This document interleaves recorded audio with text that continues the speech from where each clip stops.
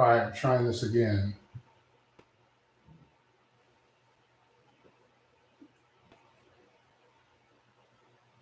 Test, test.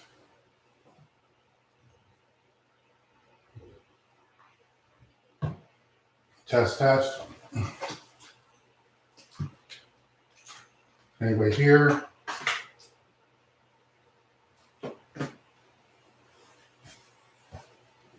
Good. Here we go. Ha. Fuck the headphones, right? Is that good? Is the echo too bad? Nothing. I'm going to be able to do anything about it. Cool. We are good to go. Will some people get on here?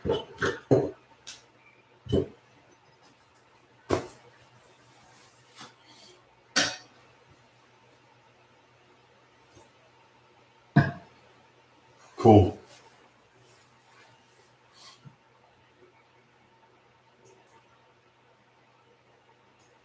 Fuck.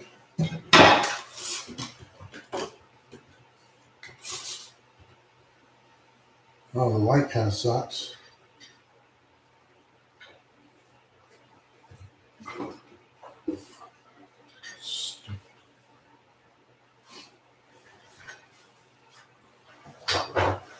All right, we'll start. Anybody have any questions? Fire away. Doing this from my office today.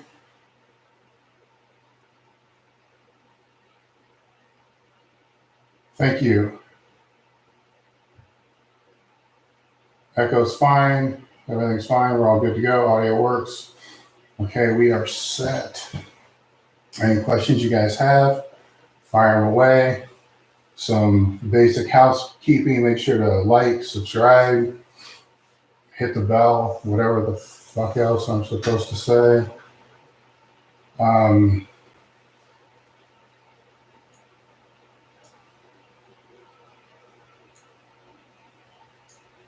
Okay. Deficit deadlift's good for max deadlift. It can be. Depends upon where you're weak at, how big the deficit is. Rotate them in, see how it is. I've always liked to have the deficit deadlifts go in as a secondary movement instead of the main movement for the deadlift. So deadlifts first, and then deficits after that. You can pull 20, 30% off and do triples then. What's up? Are you restocking easy strap, bench, and squat anytime soon? Yeah, we've had a hard time keeping those in stock. They are, I believe, en route, so they should be very soon. What do you guys think about the knees over toe guy? I don't have an opinion because I don't know who it is. I will say this, though, anytime you can learn from anybody, it's a good thing. What's your opinion on 50% bar weight, 24 or 25% band tension on that day? My opinion on stuff like that is it depends upon, it's really dependent upon the individual. So everybody's got different opinions. I've seen some people that have 50%, 25%, some people 75%, 15%. It's really a game that comes down to how you first going to define what the percent is. So it's fine. Just see how, there's a lot of intricacies with that. Just see how it works. Run that for a 3-week phase and see how it is. It's not bad, I guess is what I'm saying. You can get caught up in a lot of different percentages because everybody works with different people, I guess is kind of what I'm saying there. So one person might like the 50% and 25%, but who do they work with? Because somebody that's working with intermediate lifters is going to have a completely different percentage breakdown than somebody that's working with beginners. So the easiest way to go about all that is to figure out, what's going to work best for you and what's going to feel best for you. How do I get my wife to buy me more equipment? Can't help you on that one. Should movements like the dumbbell bench press or even the hammer strength chest machine have a place in training during the off season? Yes, of course. Anything can have a place in training. So I'm a big believer in you should only do what you need to do. I'm a big believer in training economy, but there's also a section there that you have to still have fun doing what you're doing. So a lot of the strength training, serious strength training, however you want to define that, for most people, over a period of time, it's not going to be as fun as some other things are. But that's kind of something that you learn over time, and you just kind of deal with it. And it's not a bad thing, because the fun part becomes, just that repetitious stuff. But you still got to leave room in there to be able to do some of that other stuff that you don't normally do, because it breaks up the monotony.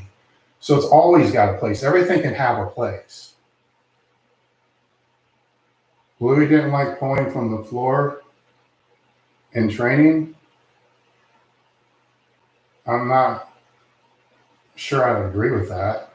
It's you mix it up. Can't really speak on what he's doing now or what he likes or doesn't like. I don't like when people make statements like that, because there's no context. I mean, I read something like Louis didn't like pulling from the floor in training. So am I supposed to assume from that he hates anybody ever pulling off the floor? That's I don't understand how some of these questions, they come across very combative, which nobody ever dislikes everything all the time.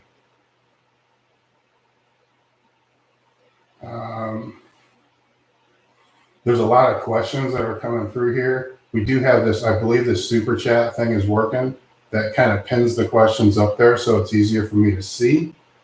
It's also a way to support the Q&A, the table talk, and everything else. I think everybody kind of already knows how I feel about that. So along with the support thing, we have a section that we put up on our store. There's a link in the description for a product category that we're calling, what are we calling that? Content support. And the cool thing with the content support products, and there's a link in the description, is right now we have those products 40% off, and we're going to keep them off. What time is it now? Until midnight, and then they're not going to be 40% off anymore. Some of the stuff that's in there, we got beanies in there, we got bands in there, shaker cup, and ebooks. So there's kind of something in there for everybody. So that's another way to kind of help support doing these Q&As and the table talks, things of that sort. It helps us a lot. The super chats help us a lot. This is one thing that I personally look at when we review our YouTube strategy and our content strategy, is we look at if we just did this earlier today to give you a little background information. So we look at the lives, right, that we did on YouTube, and then we look at what the monetization was for that, which is like $3. And then we look at what the super chat revenue was, which is like $5. And so then you look at that, and it's like, okay, that live, took up an hour of time, and I had $70 of staff hours that went into it. So you can obviously see things like this won't last very long if you're going to keep going backwards on stuff like that. So that's why we also have the product. So we'll be able to look at the product sales from that category and be able to see that. It's also a way for us to kind of know what kind of content you guys are looking at, because the content that gets the views and that gets the support is obviously the content that we're going to do more of, so we don't end up going upside down on all the content again. So if the content sucks, we're not going to keep putting it up.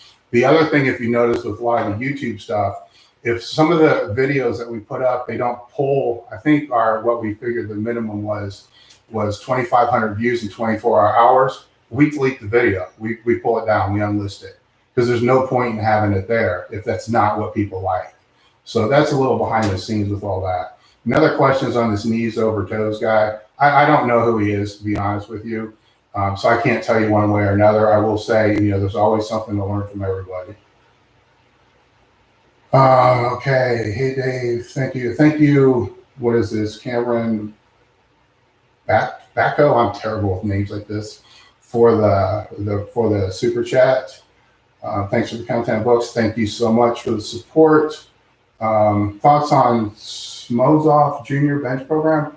I like the bench. It's high volume, right? So I like the programs. It's an organized, anything that's an organized program that's got thoughts put in it. I like the program. So yeah, I'm okay with that. It's a good thing. Matthew Manicky, thank you as well. Hey, I'm getting ready for my first powerlifting meet. I strained my bicep. Mainly hurts during pressing movements. Any advice for training or strains? I got to preface this. I'm not a doctor or physical therapist, so I'm not the person to really be giving you advice on this. I don't know what strain actually means. There's one thing. So mainly hurts on pressing movements. I'm thinking, keep in mind, I'm going to say it again, I'm not a doctor or physical therapist.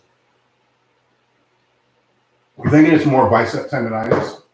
So depending upon how far the meet out, what I did, when I had those issues, what I did, I'd freeze a Dixie cup with ice. And then after each training session, I would just work the shit out of that to try to get some of the inflammation, if that's even possible with that, away from that. I moved my grip out a little bit. I started wearing elbow sleeves. The other thing I did too, because all that stuff only helps a little bit, the thing that I did that helped a lot is I started benching immediately after I squatted, which is, at the time I was a little fucked up because I had squat days and I had bench days. So I had to push them together because it wasn't going to hurt as bad if I did it immediately after I squatted. And if it was really bad, I would bench before I squatted just to be able to still get it in. Those are all workarounds. But once the meet's over, you can kind of go about it from there. I hope that helps. What do you think of Pavlov's work? I think a lot of his work is good. I think I got every book that he's ever written out there. Some of the concepts I really don't know if again, it depends who it is. What comes to mind with that is a lot of the stretching and joint stuff. I like that.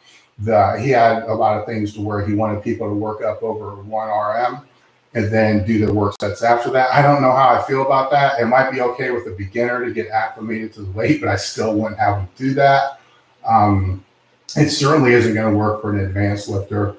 So there's good and bad. I wouldn't discount everything that he's done. That's for damn sure. Best resources for mobility information pertaining to powerlifting. There's all of it. Here's the thing, even if you don't know who to listen to, if you think one person's full of shit, another person's full of shit, and a lot are, watch them all and then see what the commonalities are between them. Then that's what you want to use. Usually the things that are really different between people, that's not the important stuff. The only reason they're putting that out there is to try to position themselves better in the marketplace or just different in the marketplace than somebody else. So once you know what that is and kind of what the game is, then you can work through that and say, okay, that's probably not as important as this other stuff.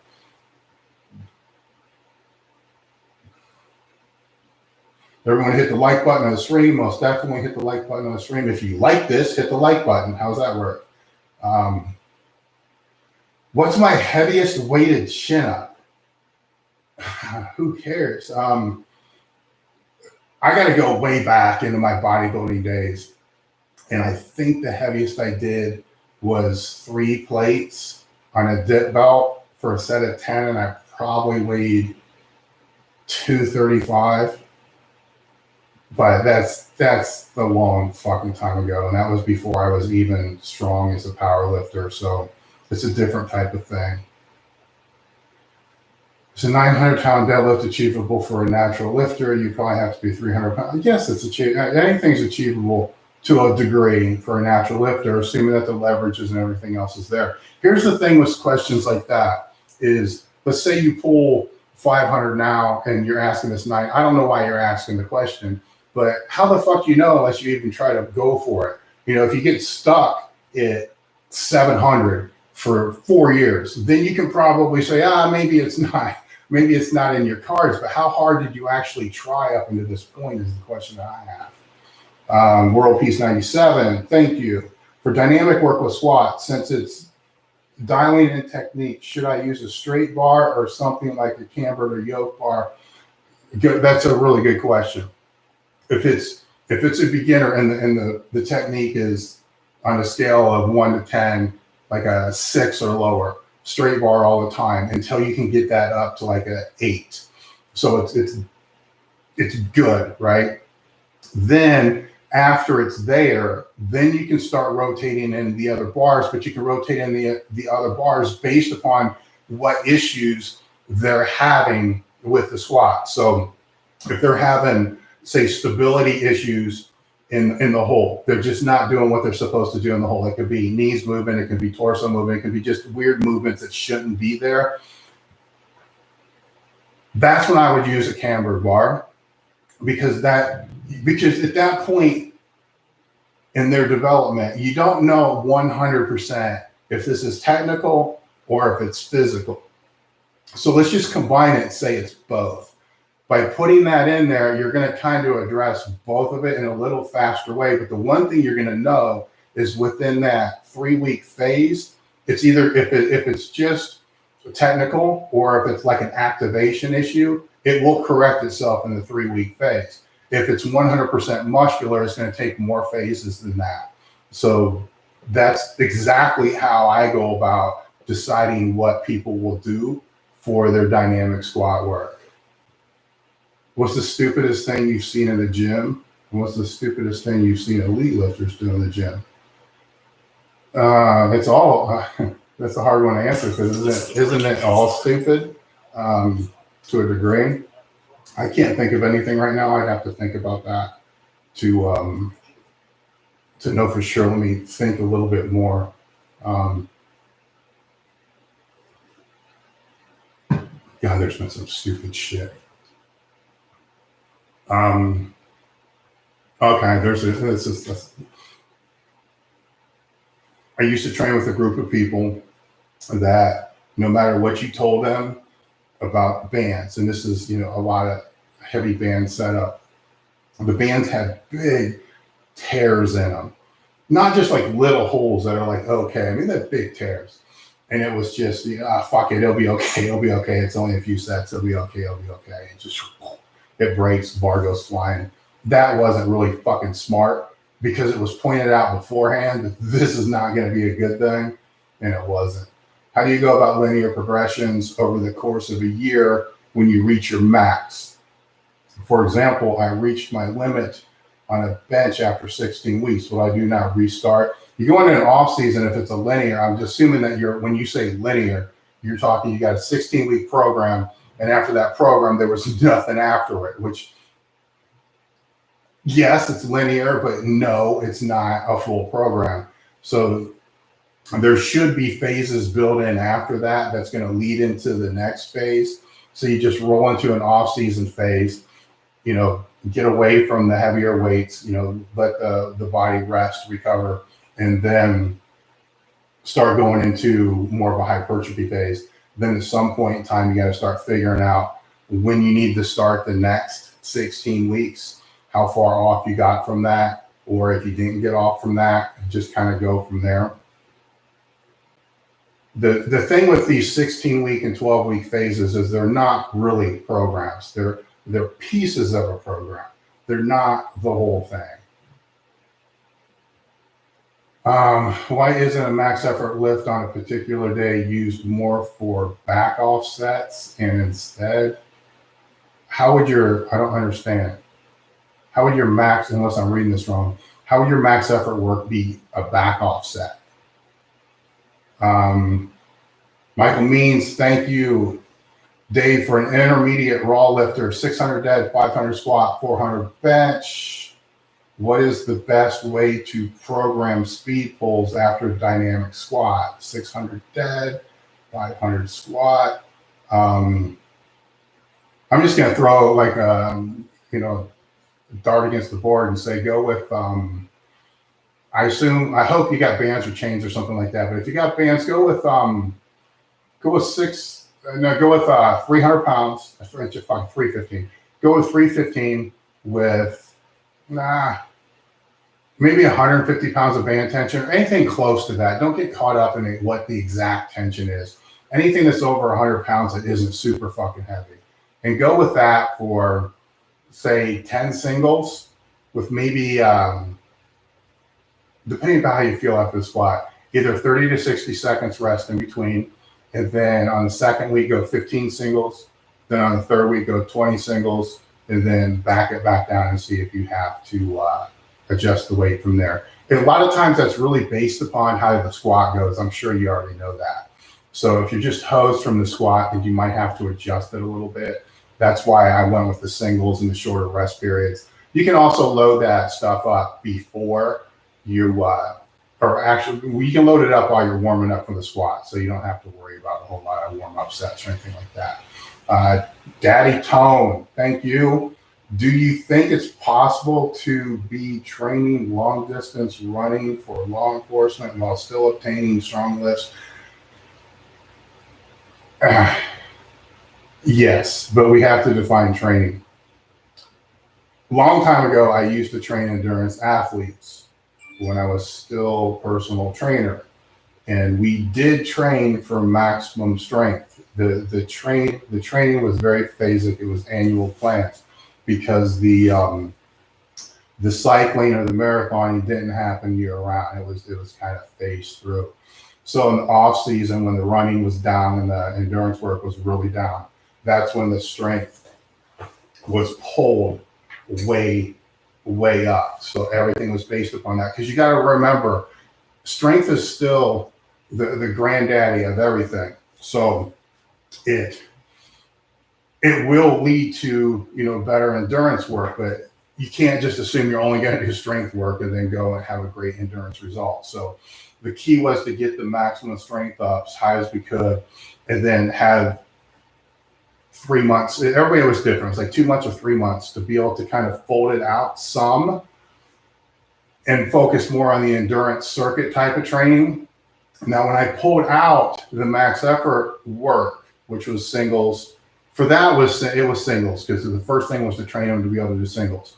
When I pulled that out, it still stayed in, even during the competitive endurance season, but it was not a lot of work. It was just working up. It was maintaining to the best we could, usually about 90%, maintaining what strength was developed in the off season for that. So you can do it, right? But it's the changes in the max strength is going to happen more in the off season than it's going to happen during the other.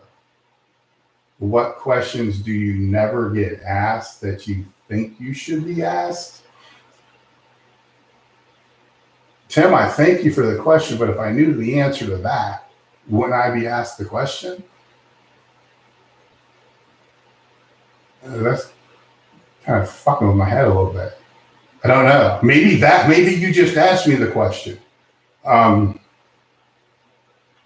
What do I think about tempo work? I think everything is tempo work if you think about it, right? I mean, some people are going to move the max effort stuff slower. Speed work's obviously tempo work. I know what you're talking about. You're talking about the defined tempo work that you typically see in bodybuilding type training and stuff like that. I do think that has its place in time. What I don't like for athletes in general, strength athletes as well, is the last thing I want them focusing on is when they're lowering a weight, counting 1001, 1002, 1003, or counting on the way up. I hate that shit.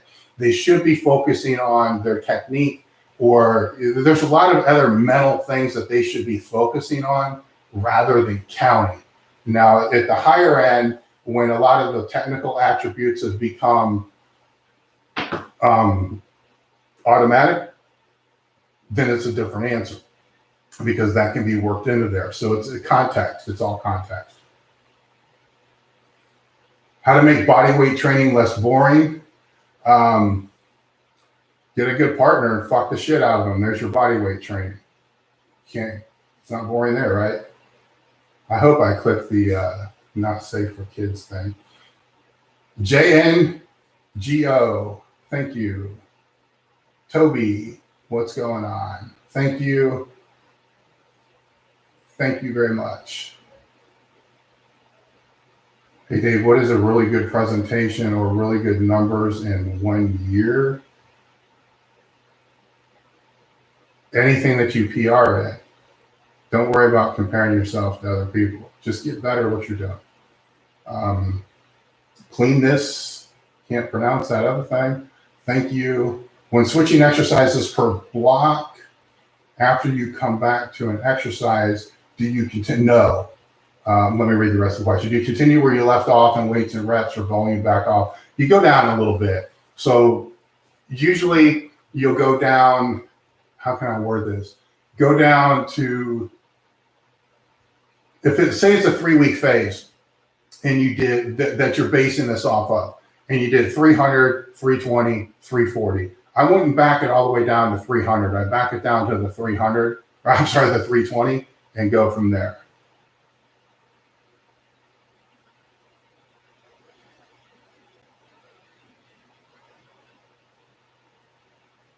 Want to know how Elite FTS fam is doing? We are doing great.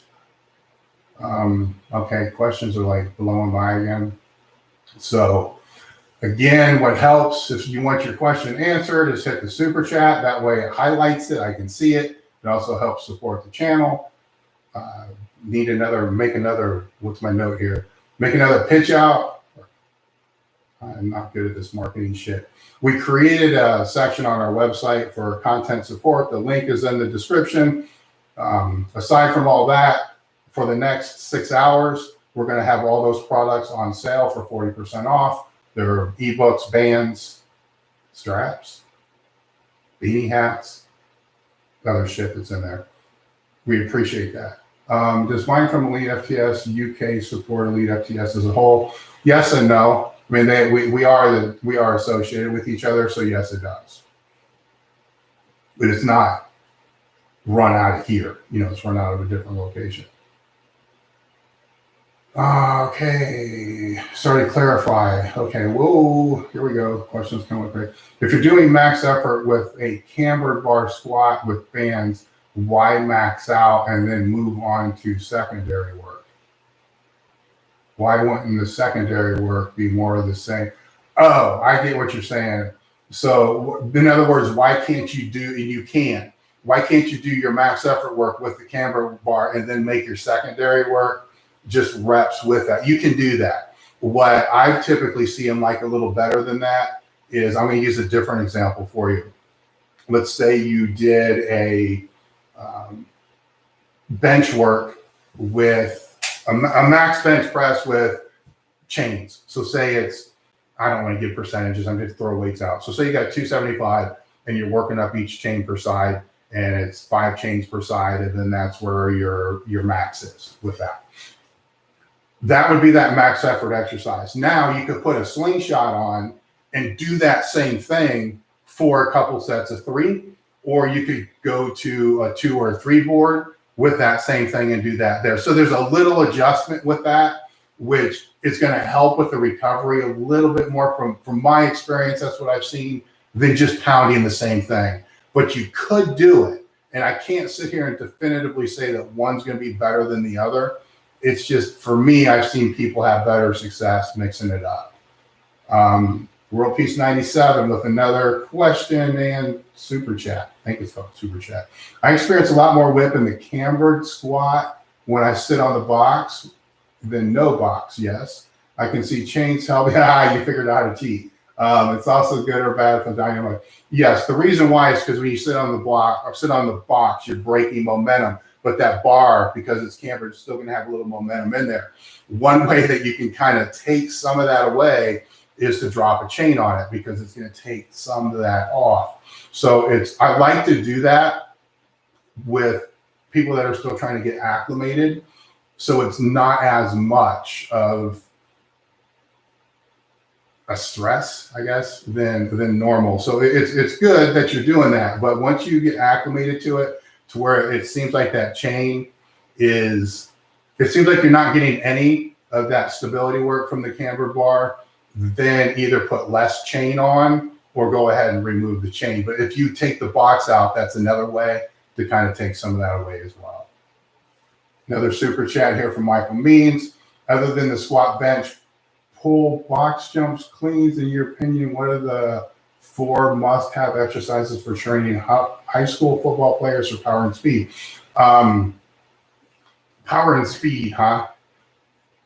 High school football players, any basic plyo work, just the skips, jumping lunges, just any basic plyo work that they can master and do effectively is the best thing that they can do.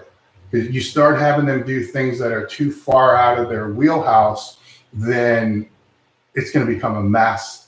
And not only is it going to become a mess, it's going to become less optimal. Do you think the Westside method is useful for raw, natural, intermediate lifters? That's so weird now because I don't know how people are going to define the Westside method. I think any method that works for a raw, natural, intermediate lifter is what they need to do. So it depends upon how they're using a method, because I've seen people incorporate what I would say is a Westside method for that level of lifter and athlete and do phenomenally well, but they don't have a lot of variation with that. Their focus is really heavily on technique, where I've seen other people with the same populations that are just grinding the hell out of them with max effort work and doing speed work with a shit ton of bands and chains and all this other, basically doing more than what they really should be, or more than they're acclimated to, and having terrible progress. So, and that's true with any program. Noah Katz, Elite FTS t-shirt idea. Want to see my leader? I don't know a little about that. When a tiny principal should be. Thank you very much. John, thank you. The Sledgator. Trying to get my bench from 430 to 500. I have an American Cambered grip bar and a fat bar, easy bar. What are some good accessory bars? Use the bars that you have differently than what you're using them now. So you got the American Cambered grip bar.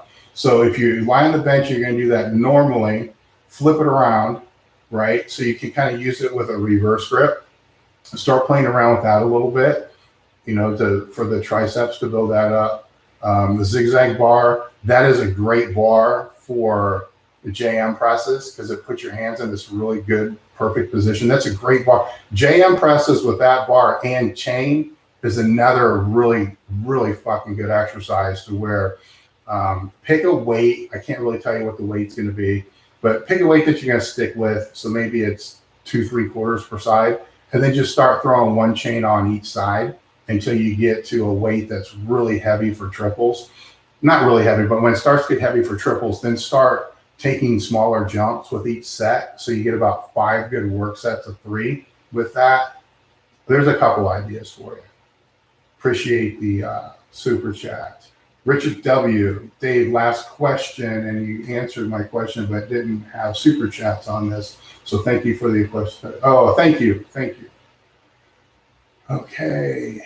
Hey, Dave, did you ever use one-arm deadlifts in your training? I think it was suggested. I think Louis wanted it. I'm not going to blame it on anybody else. I think Louis wanted me to do it, and I did it once and didn't want to do it again. It's just, I'm not. I hate one-arm stuff. I'm just going to leave it at that. I think I said something on one of the last live things that I did about dumbbell rows being bodybuilding burpees. I didn't start lifting weights to be an endurance athlete. And when one set is 2, I don't like stuff like that. I think it's a valuable exercise. I will say that. Thoughts on snatch grip, high pulls for speed work? If it's for powerlifting or general strength training, I'm not going to sit here and say that I like that. I'm also going to say I don't have a background in any type of Olympic lifting, so that's kind of off my radar and off my bias. So the only reason why I want to incorporate something like that is I don't have the experience with it to even know how it's going to play out in one way or another. And if I don't know, I'm going to find something else to do. Jordan, thank you. Love everything you stand for. I'm finding ways to pay it forward to newer lifters. I appreciate that. We need more of that. especially in the world today with the training it is now. We definitely need more of that. Johnson Benjamin, thank you. Best exercises for fixing lat looseness in the bench. You know what? I'm not going to say that that's an exercise problem. I'm going to say it's a setup problem. Jump on our channel and look up the videos, so you think you can bench. There's a lot of different videos on that, just to try to find a different setup protocol. And if you've watched our videos and you've tried those setup protocols, then watch one of the other guys that I've had. Watch how Sweet taught it. Watch, I think, who else did the bench stuff? I've got so much stuff on this channel, I don't know now. And then if you can't find anything on the, our channels, look on the other channels. Sooner or later, you're going to find somebody that's going to say something that kind of locks in with you, and go ahead and go about that way. I would not say that's an exercise issue. Thoughts on reverse grip bench presses for max effort and dynamic effort work? If you can hold it, it doesn't fuck your wrist up, and it's stable. I like it probably better for max effort work than I do dynamic work, but it has its place for both as long as it's done effectively. Jarrett Meyer, any thoughts on training for ice hockey specifically? Me personally, no, I don't have the experience in that. I will say we have great people that have written articles on our site on exactly that. So if you go to elitefts.com, go to the program section, or since our site search sucks, just Google search elitefts, semicolon, whatever the fuck it is, ice hockey programming. And it should throw up a lot of articles and maybe even some of the old Q&As to be able to help you with that. Having trouble, Joshua Scott, having trouble with growing my upper traps. What are exercises I can use to help with growth? So upper traps. I'm going to try to throw things at you. I can sit here and say shrugs, right? I can sit here and say the things everybody else would do. Throw a couple exercises at you that you might not have tried before. Take a 10-pound plate, maybe a quarter. You know how you do a front plate raise? Start right at your chin level and just go, the arm doesn't do that, just go chin straight overhead. You still do, the meat and potatoes, the shrugs and shit like that. Still do that first.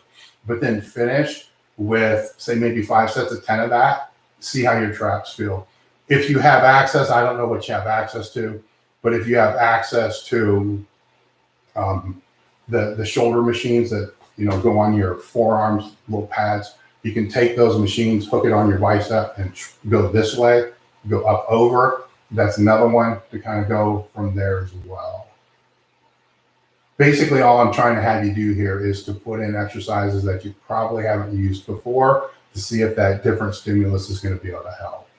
Obviously, deadlifts and things like that are going to help probably more than anything. Dilly4, thank you for the super chat. It is efficient to work out 6 days a week. I love training, and it's very difficult for me to stick with 3 or even 4 day program. It is efficient to train 6 days a week. It depends also on your conditioning level, your ability. As long as you can recover, you can get away with it. I wouldn't be killing it 6 days a week. A couple of those days, I would make them more restorative type days. I don't know how you're training, so I'm just going to kind of go out on a limb here. So, well, I'll guess either way. If it's more of a strength program, usually those are built on 4 days of the heavier stuff. On the other days, then you can do sled driving, cardiovascular work, recovery type of work.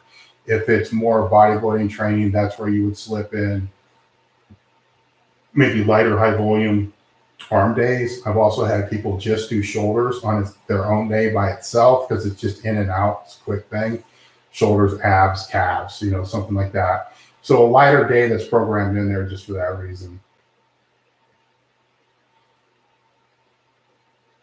How do you feel about pitchers lifting upper body? A lot of coaches are very against it. And I am trying to prove that wrong. I don't train pitchers, right? So unless you're training those, why do you have to prove anybody wrong? There's a question, because usually that's just a waste of your time. I mean, hell, if anybody's learned anything over the past year with all the political shit and all the debates that we've seen all over social media, you're never going to change anybody's mind that's already set. So all it does is waste your time and energy. So the first question is, why do you feel you need to prove anybody wrong? If you're making progress, doing what you're doing, and it's helping the people that you're helping, you can't ask for anything more than that.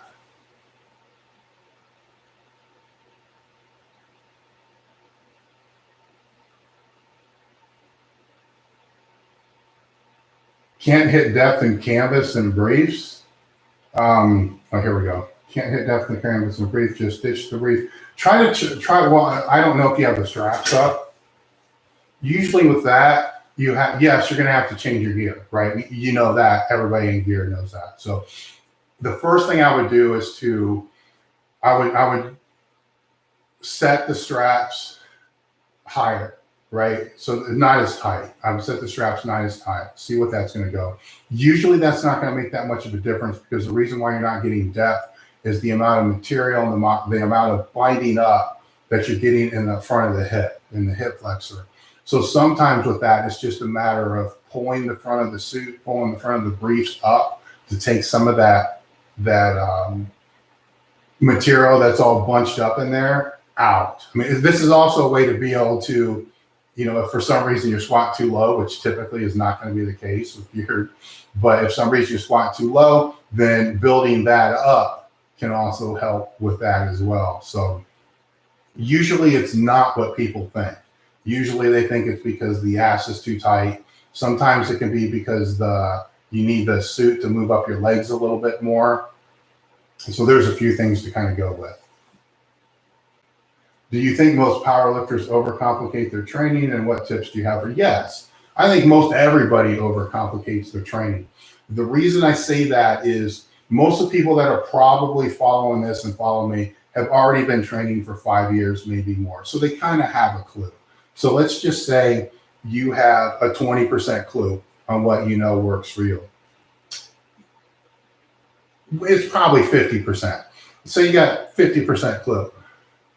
People are too quick to just say, I don't know what the fuck I'm doing, and just start at 0%.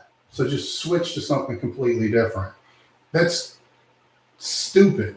You already got half of it figured out. Just figure out the part that you don't know and work on figuring that out from there. That's where the overcomplicated comes into place, because then they're going to start looking at that's the biggest issue. The other issue is they start looking at all the minute crap and trying to fix that while not fixing the bigger shit, which is a much bigger problem.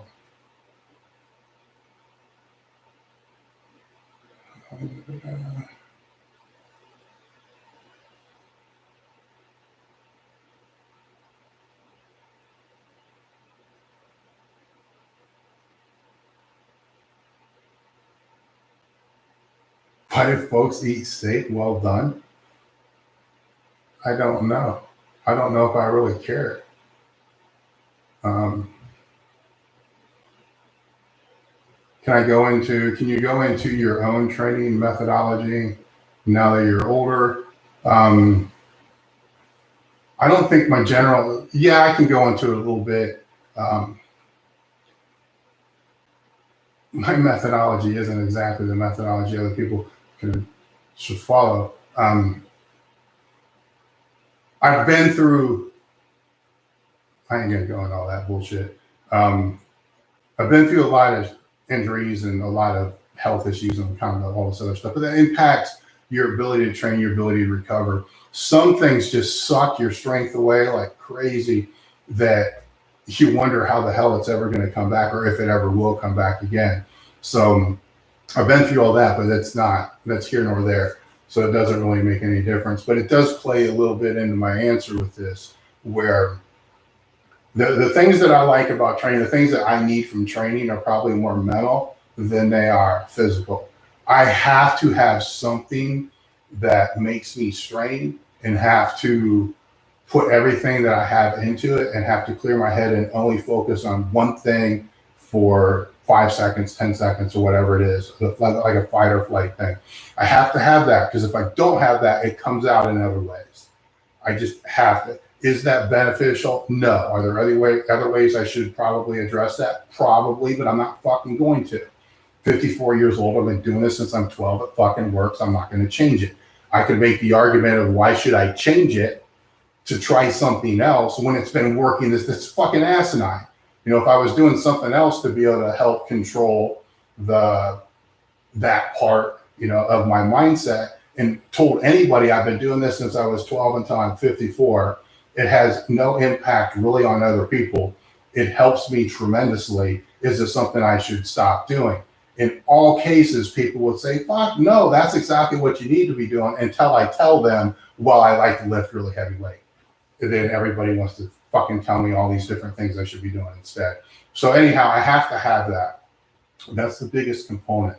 Now, to be able to have that, I have to put my body in a physical state to be able to do that and not destroy the shit out of myself year after year after year after year. So it all becomes part of how that program builds out.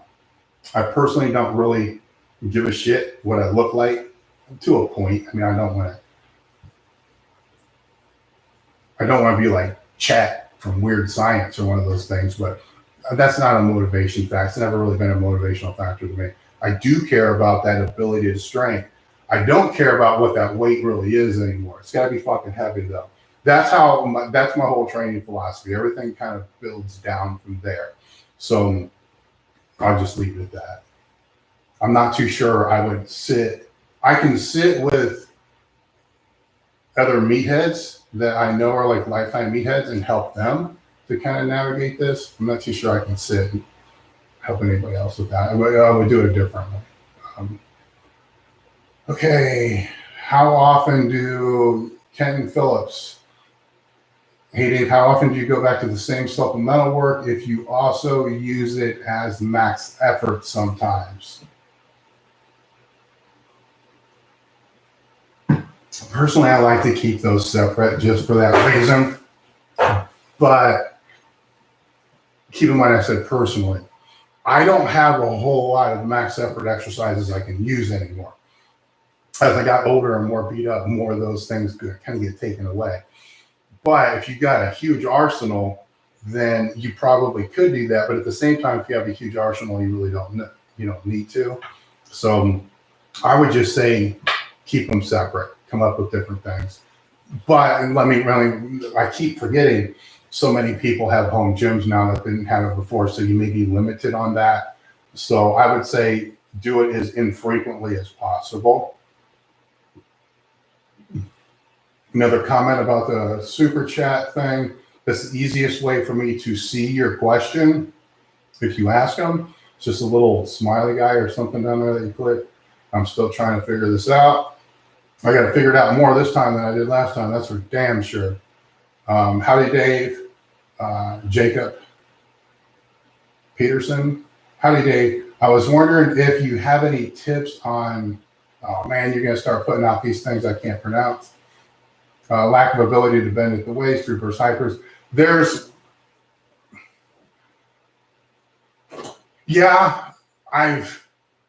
don't know what those things are called. We got it in the gym. It's looks like a U. It's a blue thing, but you can lie on a kettlebell, a short kettlebell. Just lie on something and dig it up in there.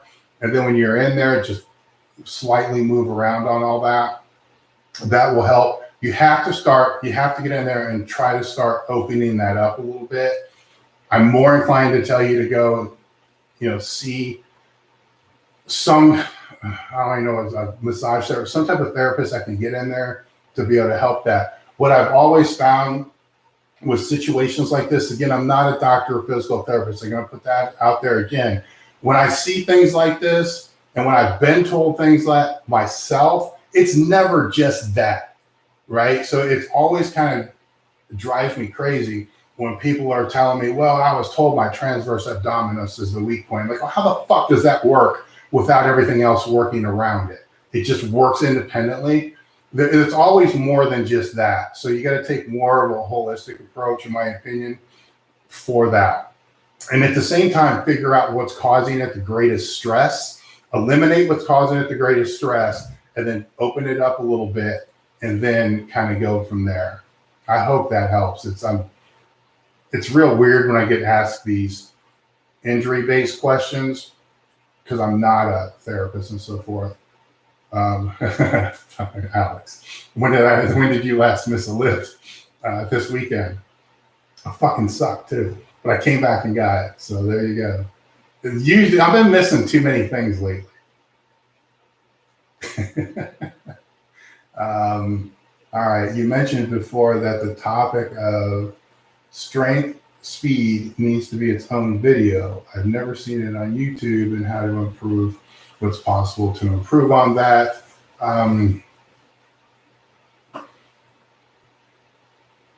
Let me pose this question back out to, how many people are on here now? Let me pose this question back out to you guys, because I do think that does. I think strength, speed, strength, I think all that stuff kind of needs to be its own video. It needs to be explained, and kind of in detail, but at the same time simplified. The problem that I kind of have with that is we can do it, I can do it, or we can have somebody come in and do it that would do it better than I, and then it ends up getting 500 views, and then it's just a waste of time for everybody. So is that something, I mean, you guys can give a thumbs up. I don't know if that works for this, but if that's something you guys are interested in, and keep in mind, if we do this, we will break it down so it's really simple to understand. But I do think with something like that, it's going to be a little complex to explain it first before it can be broken down in that way. If that's something you guys are interested in, hit the thumbs up. That way we can kind of know from there. I appreciate the question, I really do. And either way, we'll try to find a way to distinguish the difference between that, because I think people get a little bit too confused, caught up in all that as well. Have you spoke to Chuck lately? Actually, no, I haven't. I probably haven't spoke to Chuck in a couple of years. I hear how he's doing. I hear he's doing well. Okay, Sam Brown. Fucker. Dave came back and got it and beat. Yeah, so I'm competing with Sam, which kind of pisses me off, but he'll get me stronger. He'll get stronger. So you got to find people to train with that are going to push you, I guess.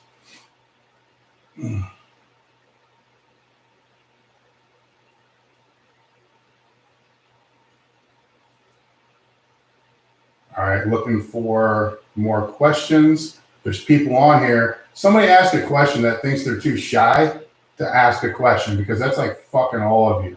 So if you can't ask me a question, you're going to sit there and lurk, then what's the point? You're going to sit there and just wait for somebody else to ask the question that you want the answer to, or you just want to sit here and wait until I start ranting about something?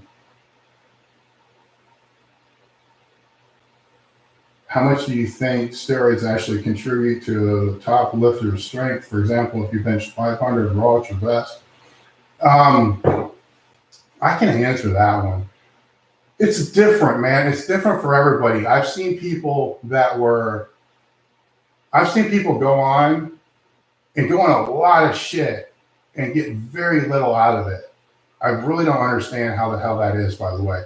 And I know it was real, and I don't get it. I've also seen people go on just tiny amounts of shit, and it just blew up. So obviously everybody's going to respond differently, to medication. I think we've all been told that. We all know that.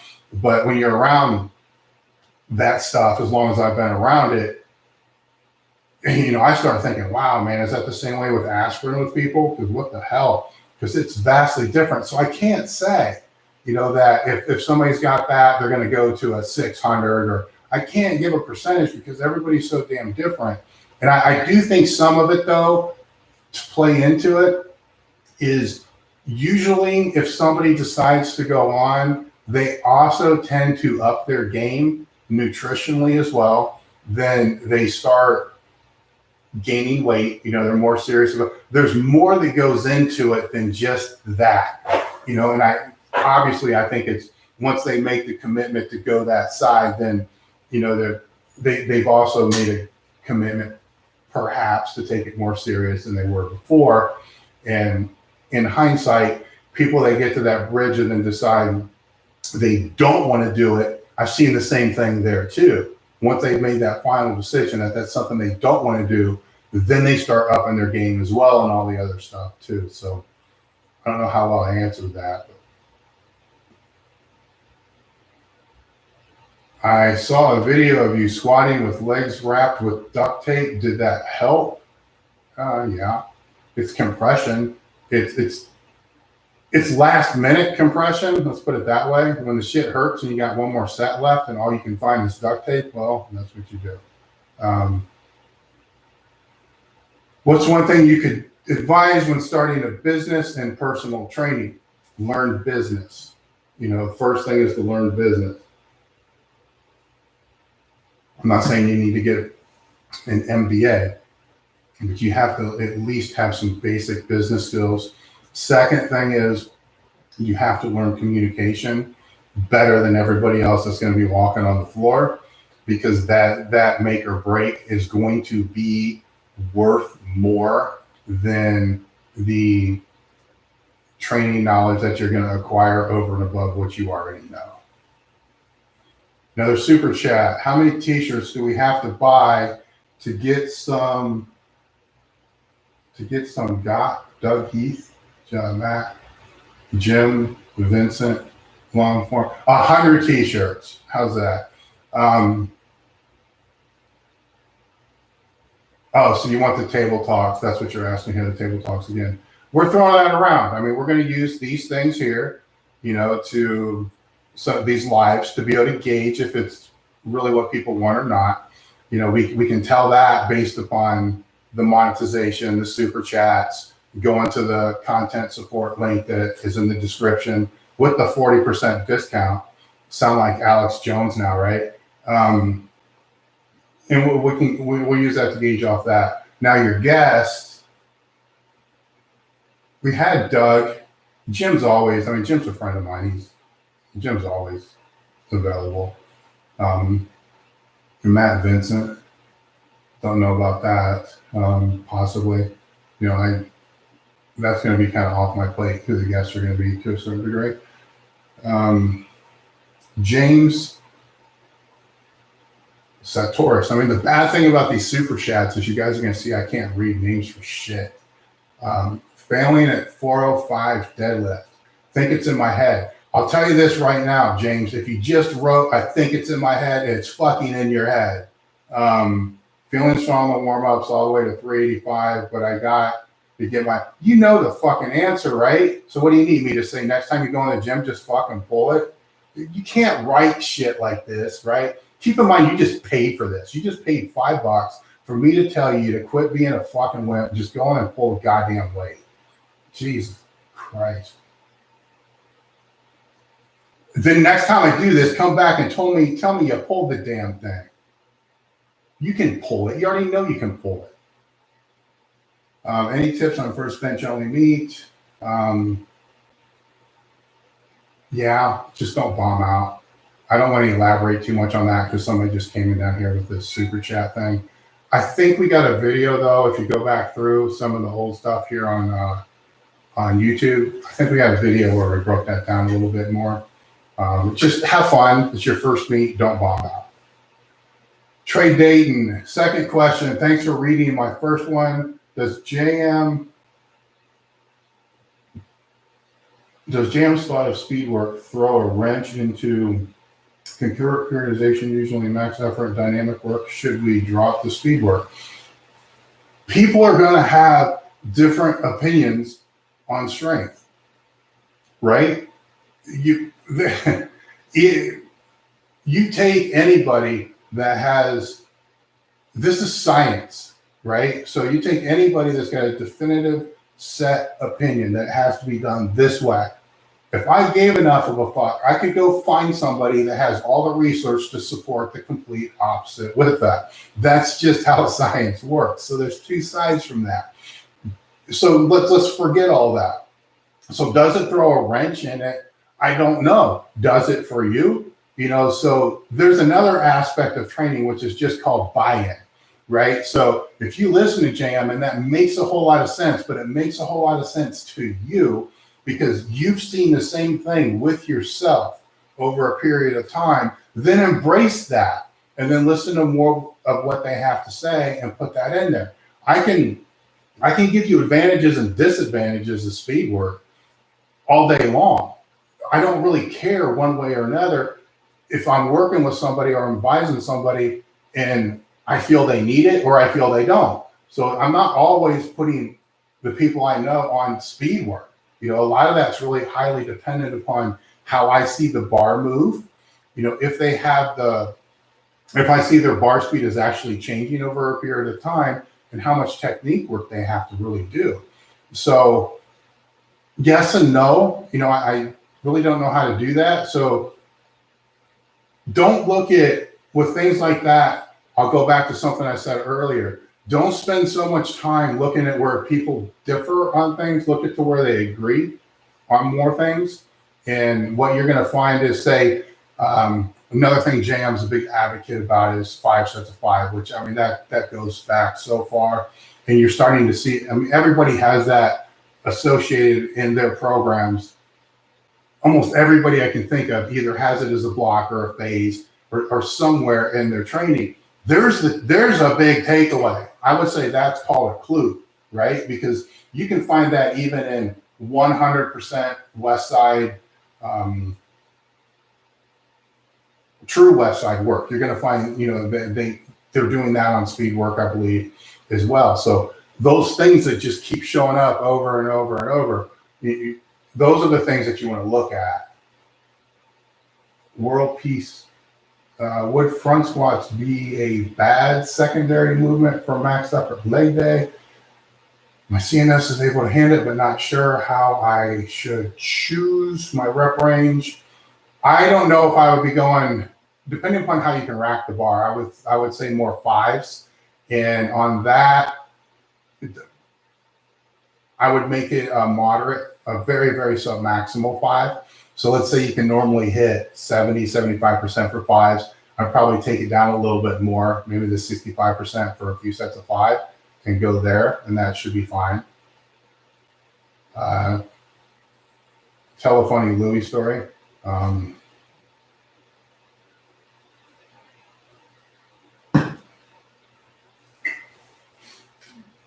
There's so many stories I can't. It's what one am I comfortable with telling. I'll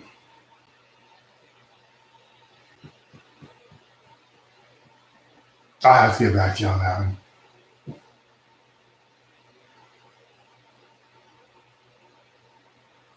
Okay, working percentages of squat. Here we go. Chapman mainly. If I think about Louis' story, that's funny. I'll throw it in here before. Hey Dave, how do you recommend to program conditioning work without taking away too much from main training days? Go on how you're recovering. It's pretty simple, right? So, if you feel like you're not recovering, then back it down a little bit. Just ease into it real slow. I don't know what kind of conditioning and what kind of shape you're in now. So let's just say you're in terrible shape. So just start with, 4 trips with the sled with, I don't know what kind of pavement, and that's not hard. So on grass, 25 pounds, on pavement, 45 pounds. Just down, back, 40 steps. Just start with that. Just walking forward twice, walking backward twice, maybe some upper body work. So 6 or 8 things. Leave it at that, be done.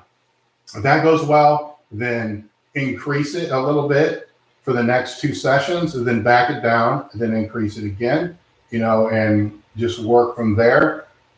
That's starting super, super slow, and then going from there. As long as it's aiding in your recovery, then put it in there. If you're recovering fine now, I wouldn't put it in there unless there's another reason why you want to put, conditioning work in.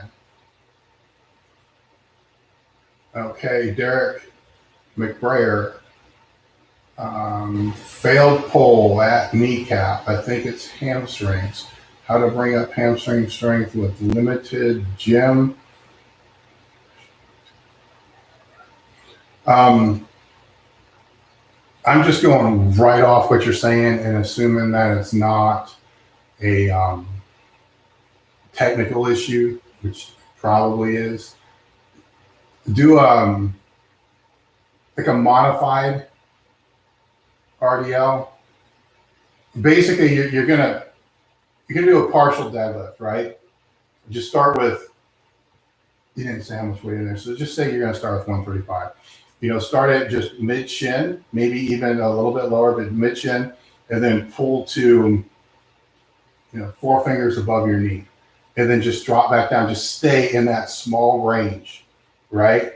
And do a few sets of, the first time maybe do 3 sets of 20 and see where you're feeling it. And then see where you feel it. Basically, when you feel it when you're doing it, I'm not so much concerned how you're going to feel it the next day. If that seems like it's targeting that same area, then keep those in there. And assuming that it could potentially be, just an activation type thing, or, you just knowing where in body positioning and stuff like that, put it in there. If as long as it's light, right? I'm assuming this is light for you. Then put it in there every time you go in the gym. 4 days a week is what I'm going to only assume. 3-4 days a week for a couple weeks, and see how that goes. And then pull it out and do something else. But just see how it goes for a couple weeks. How often do I do the Tate press? I don't do the Tate press because it fucks my elbows up and my shoulder don't work right. But I can do a one arm side head tricep extension. Probably don't do those as often as I should. What's your favorite memory of training with Chuck Vogelpohl? I got a bunch of them, man, but the one that's never going to go away is there's a squat session that somebody borrowed the monolift that was at Westside. I assume it was for a meet. So all we had were the power racks. And it was Chuck, myself, and Louie that were in the gym. Nobody else was in there. Chuck was just coming back from something. I mean, he wasn't that strong. I don't know if it was his neck surgery or tricep. It was some surgery he was coming back from. He was coming back into it. I mean, he wasn't still wearing the neck brace, which he did train with the neck brace. So I should put that out there as well. But so we're squatting in the rack, and he was like 60% of where he should have been. I was really good. I mean, I wasn't meet ready, which was a good thing for what we were doing, because I wasn't so bloated that I couldn't move around for shit and I couldn't breathe well. I was pre-meet ready. So I was right where I needed to be to start pushing, the last 12 weeks before meet. So my conditioning was really well. And we're squatting back to back in this power rack. We're just using 405, and it was on a half sock box. So at that time, it might have been like a 13-inch half sock footstool. And we're doing our sets going back and forth. And we just keep, it got to a point where when you were squatting back to back with somebody, and it was about that time of the year, the challenge really became, as soon as one person let go of the bar, the other person grabbed the bar. And that was kind of telling that other person, fuck you, this is going to be my day, not yours. So the sooner you could grab it, it's kind of, you almost are just pushing them the fuck out of the way, and you're just going back to back. So we start this back to back shit. I think we were supposed to do, typical was 8 sets of 2 was a normal squat workout.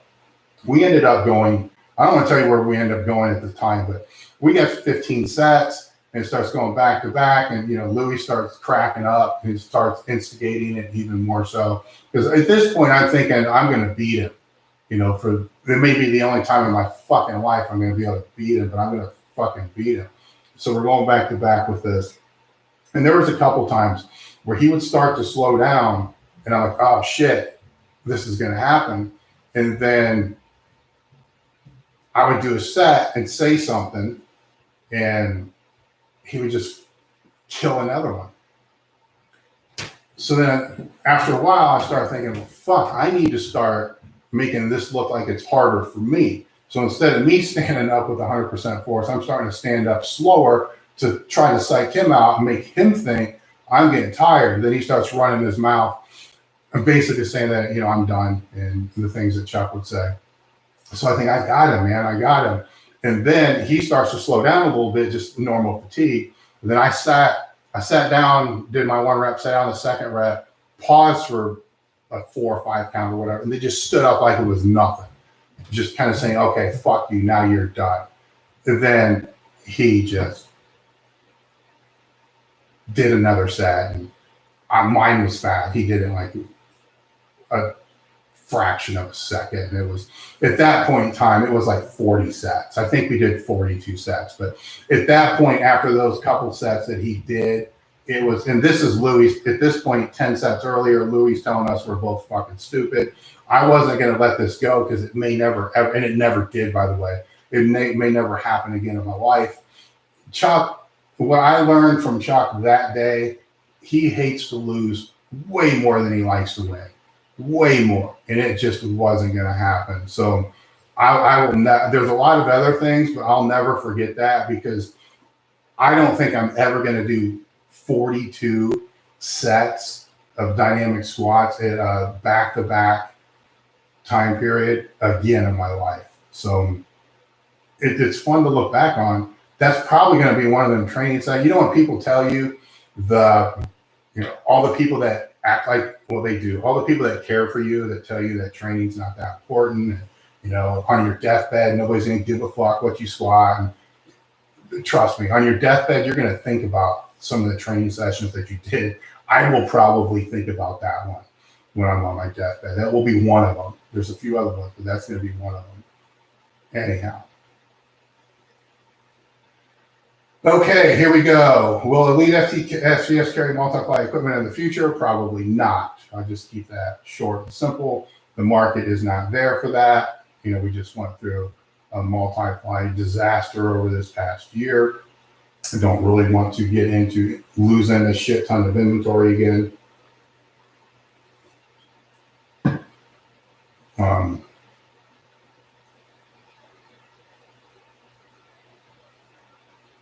Okay, where are we at here, time-wise? Go a little bit more. What's this one? Super chat gets pinned. Any super chats that I did not answer? Shout out Casey Williams. He's my coach and he's awesome. You got a good coach. Highly recommend Casey to anybody. Anybody has any other questions, fire up a super chat. Make one more announcement about in the description, we have the content support products, which you probably all don't care about me pimping my stuff out, but you probably will care to know. We got these 40% off until, I think it expires tomorrow. So it could expire at midnight, may not expire at midnight. So then we got bands that are 40% off. Beanie hats. People don't care about the beanie hats. There's stuff in there. The link's there. So at least just go look and see.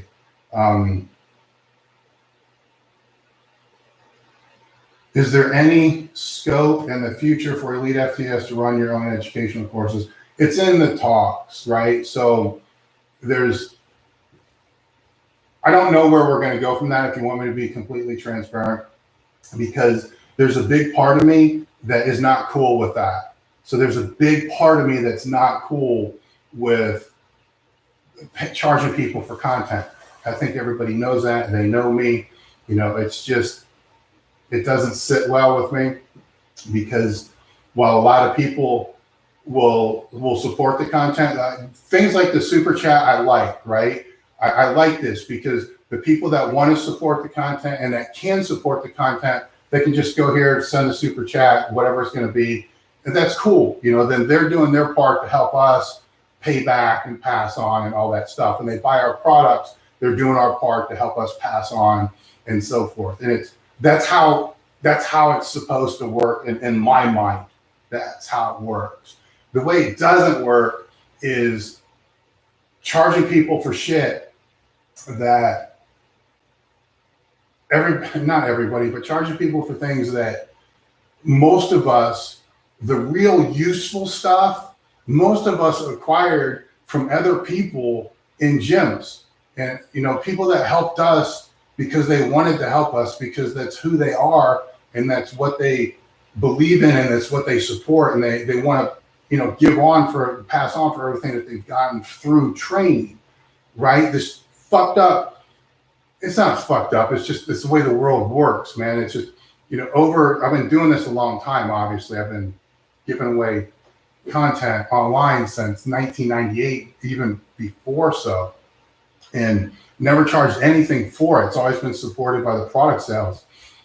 The issue is, for us, it became so much, it became all of our advertising expense. So then you have no money, to pay for advertising and everything else. And then you find that most of the people aren't going to support with product sales. So I understand how that all works, right? So when you look into, selling programs and webinars and, stuff like that, some things I see that. Like, I'm working on a program with John Meadows right now. I understand that because a hell of a lot of time is going into this thing.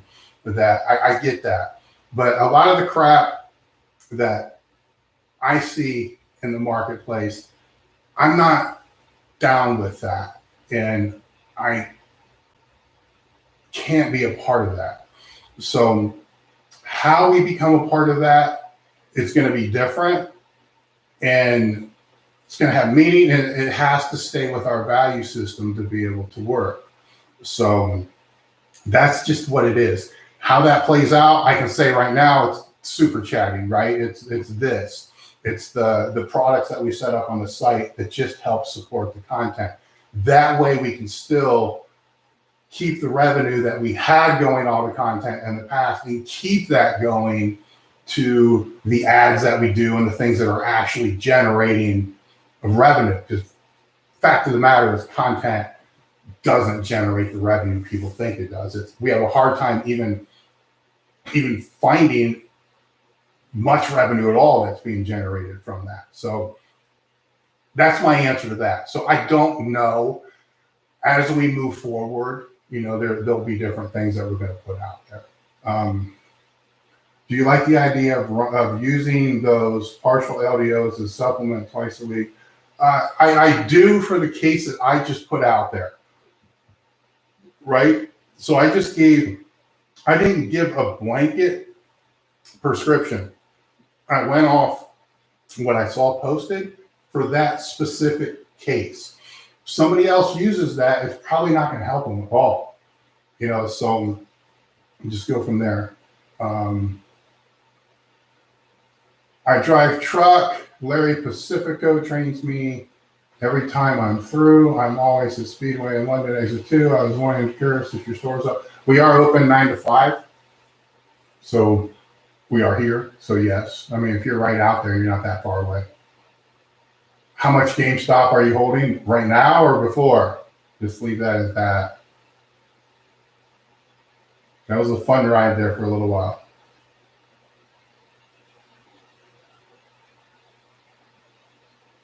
Dave Tate on the fans. Yeah, that would be good. Has COVID impacted Elite FPS positively or negative business-wise? Impartial.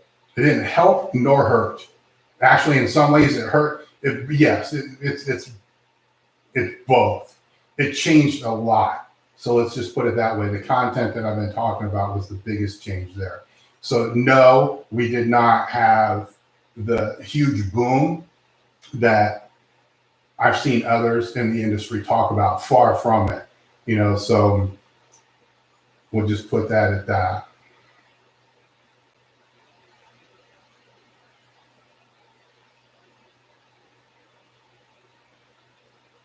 Hi there, are you big on nutrition to go with strength training? You have to eat, right? So yeah, I mean, you can't eat completely like shit all the time. So I need a more specific answer than that. Yes, I mean, nutrition's important. Anybody that says it's not important, they're not telling you the truth. I'm so pissed about the S yoke bar. It messed me up so badly I couldn't have sex for the next few days. All I can say is congratulations, man. How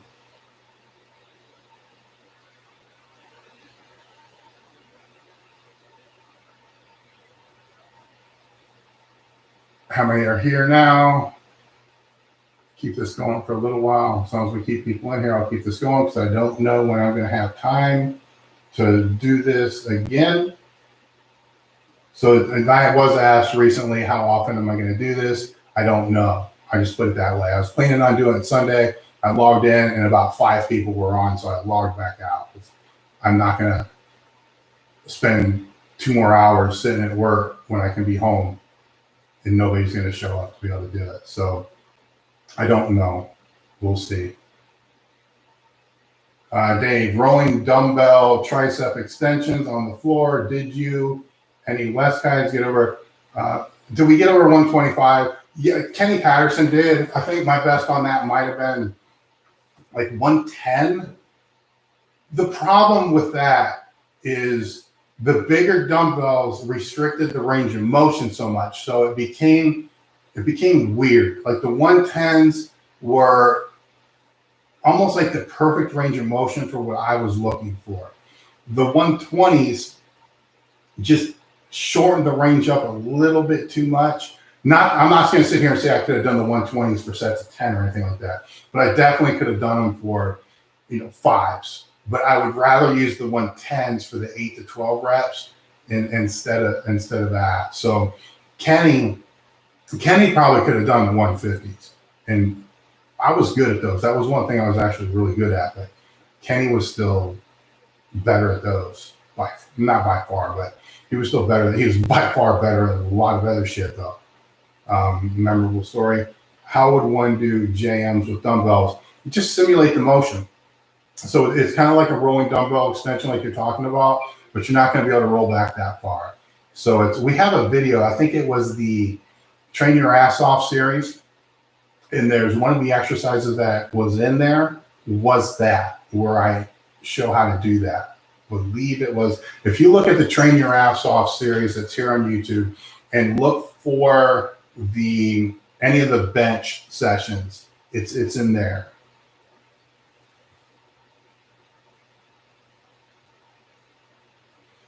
Business questions. What do you look for in a CPA tax accountant? Oh, God. Got stories on that one, too. The best advice I can give with it, obviously, you want to look for somebody that works with companies about your size. You want to look for somebody that's not going to tell you about all this shady shit and all these. There's not a whole lot of secrets that come to all this. So you don't want to hide. You really don't want to hide stuff, right? So it was kind of always told to me that, show all revenue, obviously, show all revenue, even cash revenue, which most people aren't going to do. We don't deal with a lot of cash revenue. Basically write everything off and let the accountants figure it out. So, that's where that is. That's here nor there, because the advice I have with that is, I would say this is probably true with all services, even if it's IT service, if it's accountants, any of those things. Every 3 years, maybe even 2 or 3 years, look for somebody new. At least start the process of looking for somebody new. Because what happens is, from my experience, is their skill set does not change. It kind of stays about the same, but their price goes up every year. And then after 3-4 years, you can be looking at, a significant price difference than what you were paying 4 years prior. And their skill set isn't going to be any higher than it was 4 years ago. Then when you go and you start quoting the services out, maybe you find somebody, in almost every case, we found somebody better with better skill sets in a lower price. And and I know why it happens. People get comfortable in this business relationship, then they just start, jacking up from there and there. And that's fine as long as the skill level goes up with that.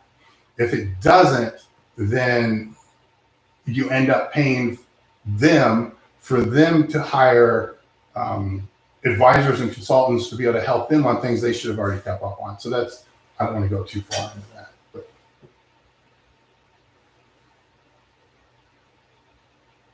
how to cheat at gym. I don't know what that means. Richard W., thank you. My squat in sumo is around 100 pounds less than my conventional. Is that just my quads? I think it's your leverages, and your structure. So it would help if I could see that, to be able to know that. I'm just going to say it's just kind of the way that you're built with that. So I wouldn't get too concerned with it. I would just get them all stronger. You know, if it evens up as you get stronger, so be it. But just get them all stronger. Do I ever invite strongman athletes to the gym? I don't have any athletes in the gym. It's a private gym, so we don't invite anybody. That makes that pretty simple. Yeah, the best podcast, lifting related, hands down. I appreciate the comment, but I disagree with the assessment. If that was the case, we would have had a hell of a lot more views here on YouTube, and we would have had a hell of a lot more downloads. So best as far as content, yeah, possibly. Best as far as the ability to keep it alive and to keep it going, not so much so. So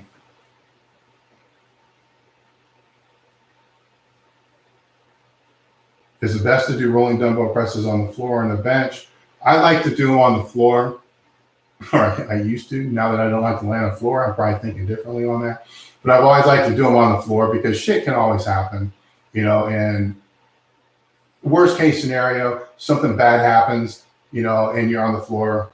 There's less post-injury risk with a dumbbell falling a few inches than with a dumbbell falling all the way to the ground from the bench.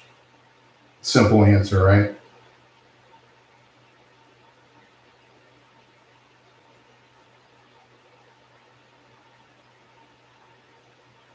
Best way to deal with a torn groin.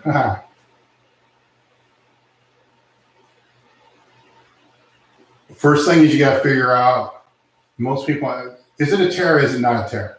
So a lot of times I'll hear people say they have a torn groin and then they're walking around and they're still able to squat kind of light. To me, that's not a torn groin. A torn groin is something that's bleeding all the way down your leg. It's black and blue. You need a cane to walk around. That's a torn groin. So I don't know exactly.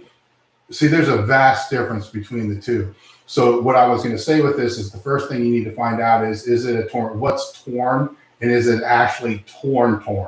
You know, is it torn off a bone? What kind of grade tear is it? How does it require surgery? What is it, right? And that's kind of key with any major injury. The way that I always approached it is what is it exactly? Not some dude in the gym told me what they think it is. What is it exactly? And if it's not so bad that I need to know what is it exactly, then it's probably not as bad as what I think it is. So then it's just, you know, light repetition work, getting range of motion back, getting blood in, and just moving forward with that. You know, if it's bigger than that, then see what it is, see how long it's going to take to get the inflammation out, and then move from there. Missing Dave Tate blocking Gym Bros. That was a long time ago. Any advice on stress fatigue management? If someone can't get it under control, they just need to stop training. I don't know, right? Because training can help manage the stress. And it depends on what are you talking about training, like doing max effort work and all that kind of stuff? Probably not so much. So just regular training. The worst thing you can do is if your stress is through the roof and you're fatigued, you're really close to depression as well. So the worst thing you can do with that is just stay home, right? You got to get out. So you got to move, you know, so that's the exercise and training component, I suppose. So my answer to that would be, the word is management. You got to figure out what that management balance is with all that and kind of figure it out. But I don't know if I would quit training completely, but maybe you adjust the training, you know, to accommodate whatever that stress fatigue is. find a way to get more sleep and find a way to deal with the stress. What is the stress? That's the first question. What is the stress? Is it something that you can just eliminate? Is it, there's a lot of people dealing with a lot of stress over this past year, and a lot of it's not really within their control at all, which in a way kind of makes it easier to manage. So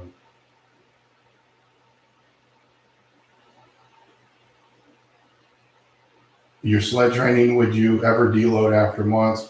That was a very brief thing. I think we have another video that I did actually during the lockdowns with a sled program that's again here on YouTube, which is how to use the sled using an empirical rule of 60%. So you basically just do 60% rotations and kind of go from there. That would probably be more in line with your question. There's another article I wrote for T Nation that may also be on elitefts, which I think it was called Drag Your Ass Off, which also lays out some of those same protocols.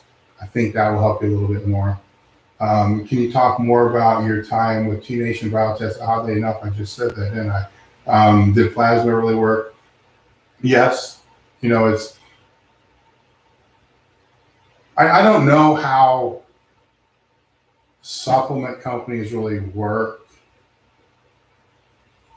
So we had, and it was the plasma, when we first came out is when I was doing a lot of writing for them. And let me say right away, they treated me great. So I have nothing bad to say about T Nation or Biotest, TC, Tim Patterson. It was a very good relationship. So I appreciate everything that they've done, and I still feel like if I have, a question or I need advice about something, I can pick up the phone and call Tim. So I really appreciate everything they've done there. But getting back to your question with the plasma, they used to send it to us during it was like an experimental phase when they're creating the product, and it came in the jug with no label. That stuff was freaking amazing. And when I say amazing, it's like you could, no matter, and I was doing more bodybuilding type training and a lot of the training with John at the time, just ridiculous training. And just, I don't know why, but it wasn't getting sore from it. So it had that aspect, and I don't get it, right? I kind of do, but I don't, because it's still, I get what John tells me, I get what they told me, I kind of get that, but it still doesn't connect the dots with me. And then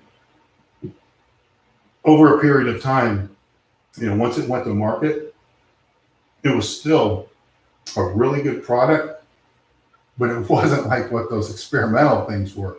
So let's say the experimental things were like a 15, that was like a 8 or a 10. And they're not going to tell anybody why, I'm sure, because that's why it's an experimental thing. So they're probably dialing doses down on things, taking doses, up on certain things. Obviously, there's a reason why they're not going to sell it during that experimental time period.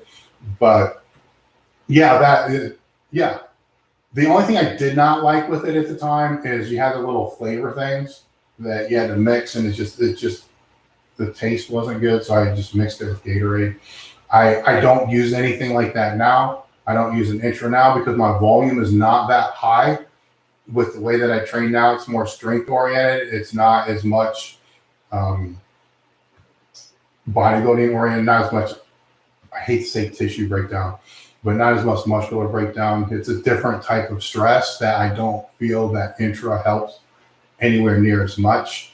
If I started to do more challenge sets and more volume in my training, I probably would put it in for the leg days, but the way that I train doesn't really require any of that.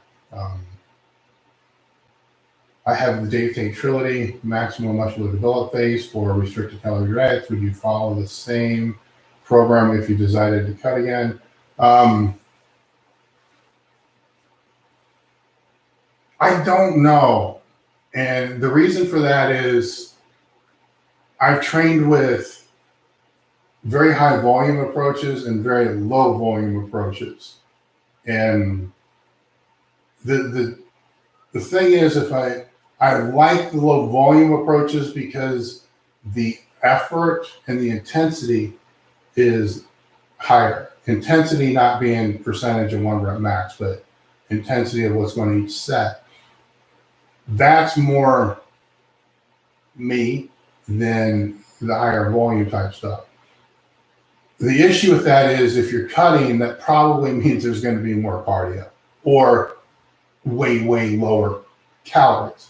Obviously, if you're training at high volume for 2 hours a day, that's going to have a higher calories requirement than if you're doing something for 20 minutes a day, give or take. I mean, it's not really going to be that much difference, but it's enough. So I don't know with that because I have no plans on doing that, but I will probably phase out into 12-week block, if that, maybe a 6-week block of the lower volume, higher intensity type work soon. So I'm not sure how to answer that. So usually I don't like to go back through a lot of those things I did in the past the same way. I learn from them and then move forward on it. What's the best strategy in terms of mental to nail down a Widowmaker set? What is there to think about? You just do it, right? So I don't know, because once you're in it, you're in it. It's kind of like jumping off a high dive. You might be a little timid. It may not be, it might feel a little weird until you fucking jump, but then you're in it, right? So what mental, I don't get that. So I don't know how to answer that. How does the GHR on the floor press with your feet locked and something soft under your knees differ from a D? As long as you have room for the knees to drop, it's really not going to make any difference.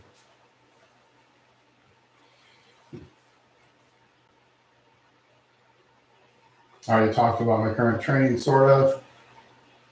I'd rather help people with their training than talk about mine. My training's fine.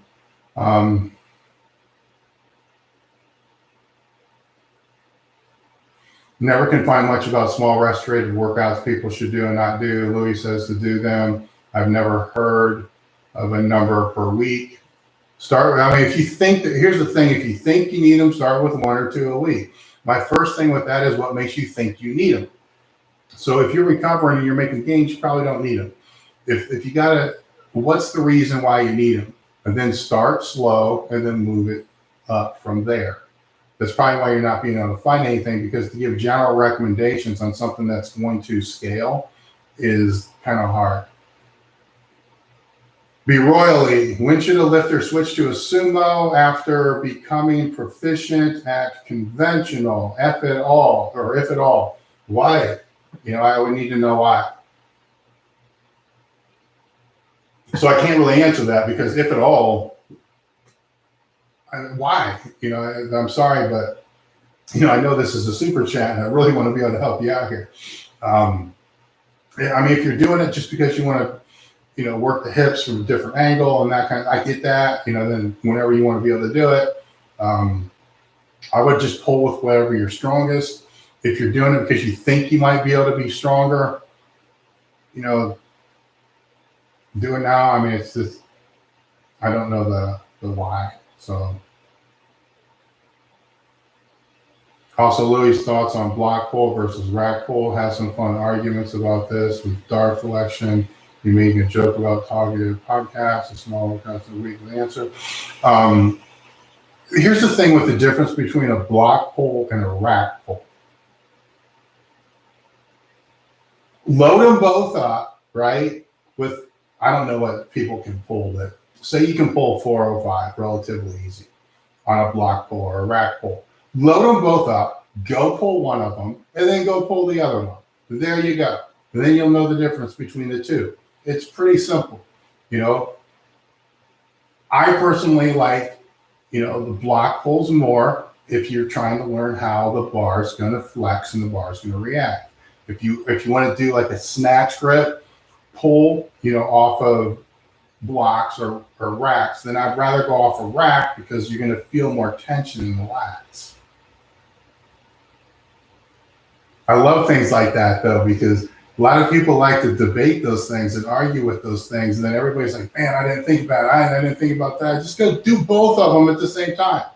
And then you'll know. It's not like it's that hard to figure out.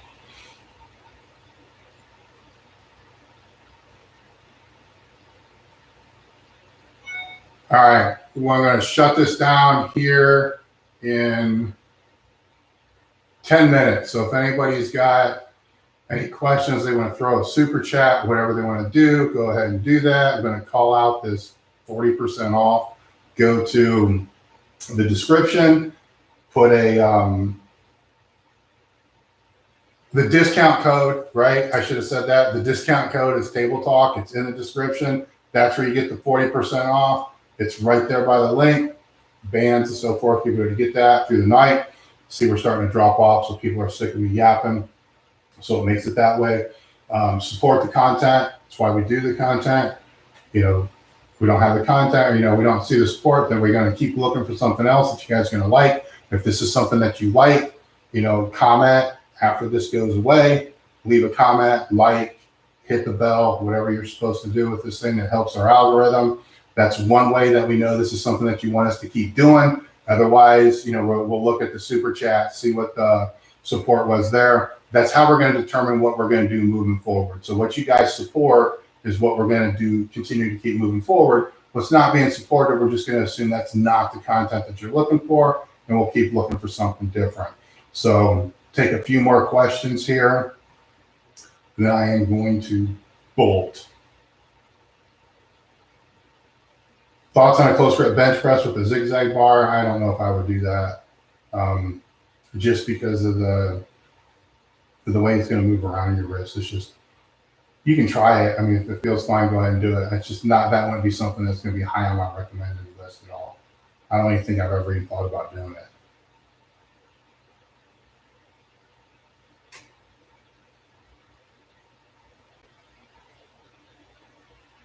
Ever going to get a distributor in Canada? I don't know. I'd like to see our sales here go up. Well, let's just put it that way.